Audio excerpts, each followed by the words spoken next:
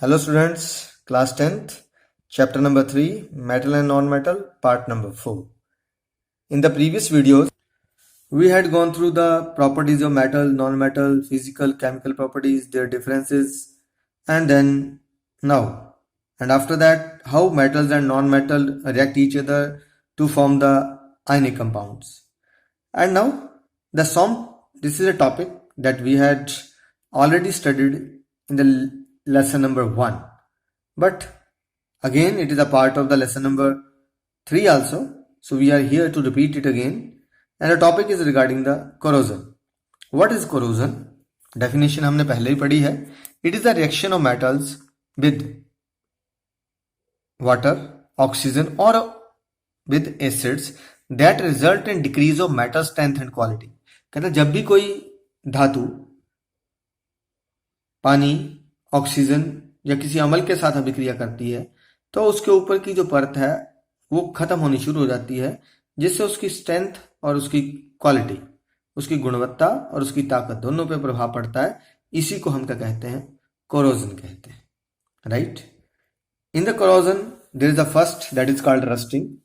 In the case of iron it is known as rusting. याद रखिए, iron react with water vapours and oxygen change into ferric oxide. This is called rusting. So फर्क कुछ नहीं है.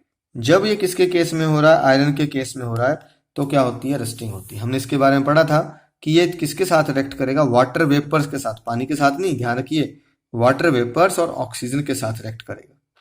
तो क्या हो जाती है? एक रस्टी ब्राउन कलर. कौन सा कलर आता है? Rusty brown colour is there and this is called, कैसे हुआ? Fe plus H2O. Fe क्या है? आयरन. ठीक है. H2O क्या है? वाटर. वो क्या है? ऑक्सीजन. और Fe यहाँ नाम ऐसा क्यों रखा है? तो स्टूडेंट्स, मैंने क्या बोला? Fe क्या है? Iron. But actually it is the latent term. ये कौन सा टर्म है? लेटेंट टर्म है. और आयरन को वहां क्या बोलते हैं? फेरम. याद रखिए, Fe कहां से आया है? लेटेंट टर्म से आया है and it is ferrum. Okay. ये कौन सा टर्म है? This is latent term. Then ये कंबाइन हुआ, बना क्या? Fe2O3 dot H2O. This is ferric oxide. तो it is of rusty brown colour. दो तरह का होता है वैसे कंडीशन के हिसाब से. कई बार हमारा फेरिक ऑक्साइड बनता है और कई बार फेरस ऑक्साइड भी बन सकता है. तब क्या रहता है? Fe3O4 dot H2O. तो this is ferric, this is ferrous. तो दोनों कंडीशन रह सकती हैं. तो जो भी बने, ठीक है, Fe2O3 डॉट H2O या Fe3O4, तो दोनों ही केसेस में क्या हो रहा है? इसमें रस्टिंग हो रही है. Then move to second point. This is whenever the silver देखिए, चांदी को अगर हम रख देते हैं तो when the silver react with the sulfur present in the air, कहां होती है? इन द फॉर्म ऑफ, याद रखना, हाइड्रोजन सल्फाइड फॉर्म. ठीक है. सिल्वर सल्फाइड क्या होती है हमारे? Article react with sulphur present in air. कौन सी फॉर्म में मिलती? ठीक है. ये जो हमारी सल्फर होती है ये एयर में मोस्टली हाइड्रोजन सल्फाइड की ही फॉर्म में होती है. तो किसमें चेंज हो जाता है? सिल्वर सल्फाइड बन जाता है. तो Ag क्या है हमारे पास? सिल्वर है. H2S क्या है? This is hydrogen sulphide. और यही हमने ऊपर कहा है, oxygen changes to Ag2S. This is sulphur sulphide and, तो सिल्वर सल्फाइड एंड क्या है? वाटर. और हमारे पास ब्लैक कलर का रस्टिंग हो जाती है. आपने देखा होना कई बार जिन्होंने चांदी के गहने डाले होते हैं, वो नीचे से अगर स्किन देखते हो ब्लैक ब्लैक हो जाती है. तो वो जो ब्लैकिश लेयर है वो यही है. This is the silver sulphide. Then the third is copper. When copper react with carbon dioxide in air, देखो बाकी तो होगा ही होगा, एक्स्ट्रा वाटर भी है, ऑक्सीजन भी है, but here carbon dioxide also react with. When copper react with carbon dioxide in air and changes to green colour. ठीक है, कॉपर कार्बोनेट, तो यहाँ ग्रीन कलर की लेयरिंग हो जाती है. तो तीनों का ध्यान रखना है कि आयरन में किस रंग की हुई? रस्टी कलर की, रस्टी ब्राउन की. उसके बाद सिल्वर में किस कलर की आई? Black colour. और कॉपर में क्या आया? Green colour. तो डिफरेंट कलर्स की क्या रहती है? यहाँ पे कोटिंग रहती है. कोरोजन जो है that is of different colours. And how to prevent it? The best method is to break the contact of the metal from water, from oxygen, carbon dioxide or something else. And how we can break? हम इसको तोड़े कैसे? There are different methods. ठीक है, break the contact of iron from water and oxygen. First method है by applying color. हम इस पे क्या कर देते हैं, कोई कलर लगा देते हैं, सिंपल की बात कर लेते हैं, चलो हमने पेंट ही कर दिया. सेकंड है बाय अप्लाइंग ग्रीस और ऑयल.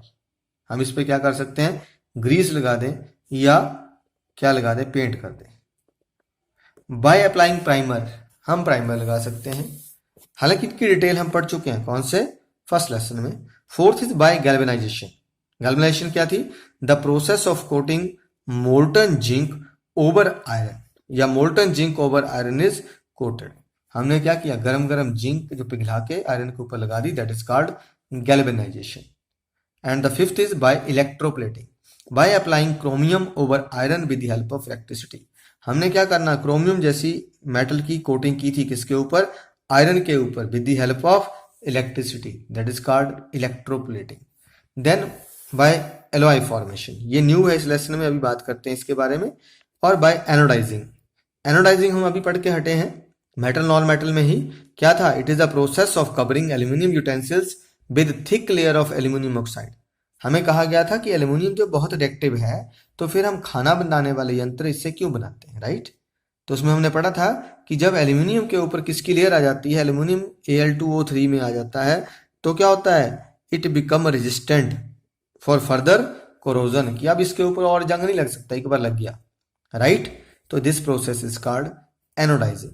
तो हम इलेक्ट्रिसिटी की हेल्प से, sorry with the help of chemicals, हम पहले ही इसके ऊपर इलेक्ट्रिकली इसके ऊपर इतनी एल्यूमिनियम ऑक्साइड की लेयर कवर कर देते हैं कि it do not react with the food items.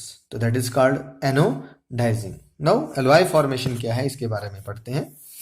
तो first, what is alloys. It is a homogeneous mixture of metals. Metals मतलब टू और two, more than two metals, और मेटल्स एंड नॉन मेटल्स.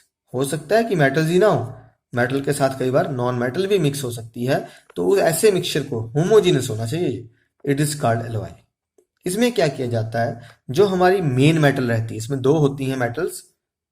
तो alloy formation के लिए बात कर रहा था मैं कि इसमें दो या दो से ज्यादा मेटल रहेंगी.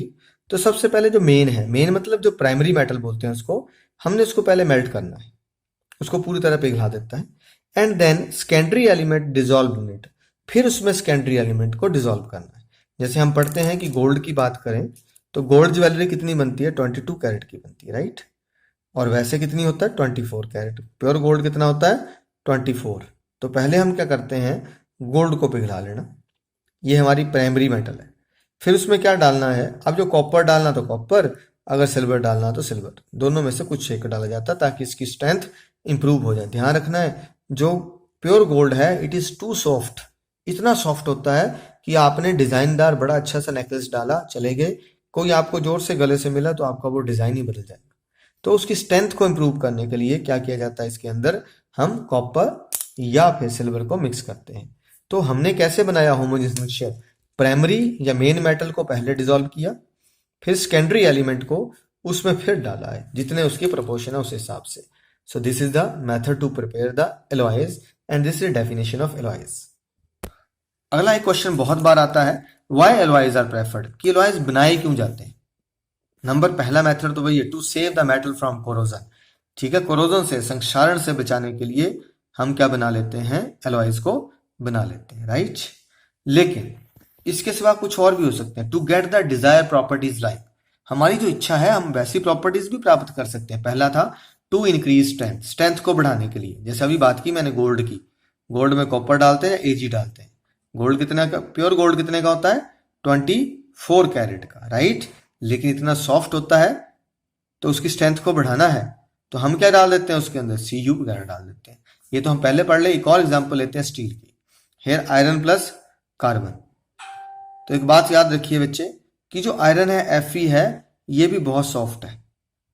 हम घर में बोलते हैं कि हमने क्या डाला, लोहा डाला. लोहा नहीं डालते हम स्टील डालते हैं. अगर आप टीवी पे ऐड देखते हैं, एडवर्टीजमेंट आती तो क्या आती, कामधेनु स्टील. वो कभी भी नहीं बोलते हैं कामधेनु आयरन, राइट. तो दैट स्टील, स्टील क्या है? It is the mixture of Fe plus carbon. 0.05% of carbon is added in the iron to make it strong. तो स्ट्रॉन्ग स्टील बनानी है, हार्ड स्टील बनानी है, तो इसको डाल दिया जाता है. आई बात समझ में? तो देखिए स्ट्रेंथ इंप्रूव होगी. प्योर गोल्ड इतना सॉफ्ट है, डिजाइन खराब हो जाएगा. इसकी स्ट्रेंथ इंप्रूव करने के लिए क्या ऐड किया गया? ठीक है, वी एडेड कॉपर और silver in it so that its strength really improves. Second point, to get stainless products. Stainless means जिस पे दाग ही ना लगे. तो there is the example of stainless steel. हमारे घरों में बर्तन होते हैं ना, ये है जैसे ये, तो इस पे कोई जंग नहीं लगता, कोई कुछ नहीं लग रहा है. तो this is why Fe plus nickel plus chromium. Iron, nickel, chromium, कई जगह थोड़ा सा कार्बन भी होता है. तो when iron is mix with nickel and chromium we get stainless steel. तो इसको जंग ना लगे, हमने एक और बना दी. अब आपको जो क्वेश्चन आते हैं मैं अभी बताता हूं.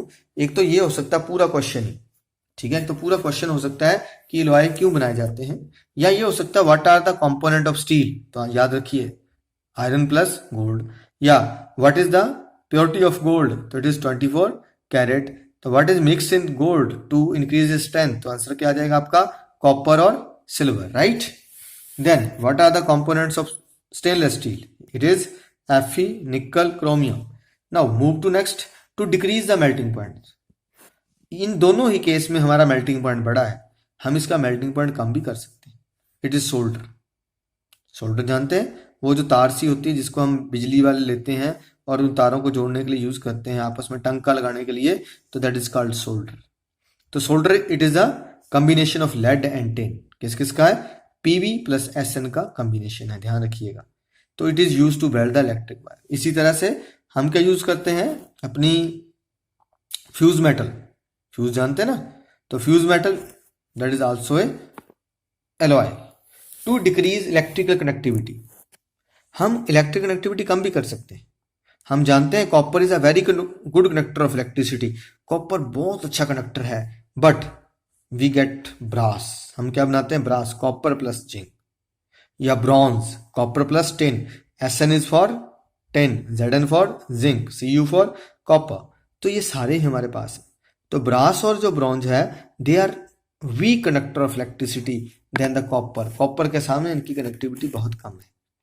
So, in order to get all these things, all these properties, the alloys are prepared. One more thing I would like to share with you. This is a story regarding Indian metallurgy, regarding the Qutub Minar iron pillar. Delhi की बात की जा रही है इसके अंदर. That is prepared 1600 years ago. याद रखिए 1600 साल पहले भारत में बना है. It is developed in such a manner that it do not corrode till date. कि आज तक इसके ऊपर जंग नहीं लगा है.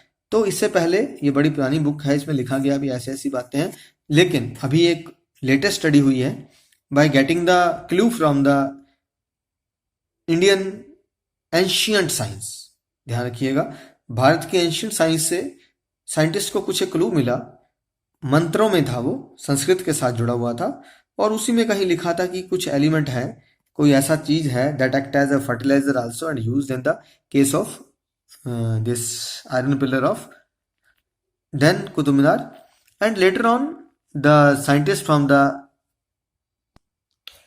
from Indian University do the independent, they done a independent research over this pillar, and they got that this is the miracle of the phosphorus. The phosphorus is used in the iron pillar in the granulated form, and that granulated form, सोचिए कि इसके अंदर phosphorus डाली गई है पॉइंटों में, point परसेंटों में, और इसको उसके कारण जंग नहीं लगाया आज तक. हम आज तक सोचते रहे कि क्यों नहीं लगाया, और फॉस्फोरस की डिस्कवरी जो है वो 1659 में हुई. तो आप सोचिए कि हमारे इंडिया में कब, और वो भी कौन से मेथड से? ग्रेनुलेशन से. हम आज किसकी बात कर रहे हैं? अभी तक हमने जो पढ़ा है वो क्या मेथड पढ़ा है? That is electroplating. और कौन सा मेथड पढ़ लिया? Anodising, alloy formation. But here the granulation method is there. So our Indian metallurgy जो थी वो इतनी एडवांस थी कि आज तक हम वहां नहीं पहुंच पाए. तो अगर आप पढ़ेंगे, दिल लगा के पढ़ेंगे, आगे बढ़ेंगे, तो आने वाले समय में इंडिया फिर से उसी मुकाम पे पहुंच जाएगा जिस मुकाम पर जो इंडिया बहुत पहले थे। तो पढ़िए, आगे बढ़िए। जय हिंद, जय भारत।